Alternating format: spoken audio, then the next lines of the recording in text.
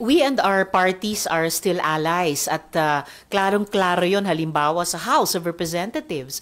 Kasi yung mga kapartido namin sa Akabayan, sa ML, good number mula sa LP ay magkakasama sa bloke sa loob ng House Minority.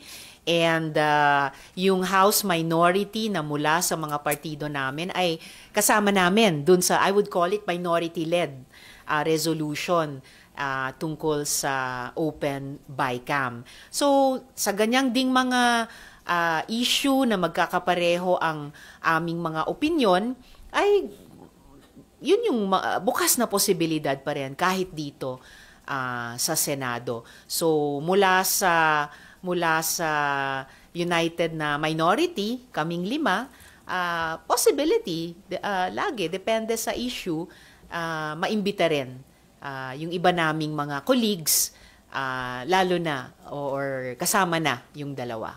I still consider them allies, and ang priority ko mula sa loob ng United Minority, kaming 5, patuloy akong kikilos para palakasin ang oposisyon sa labas ng Senado.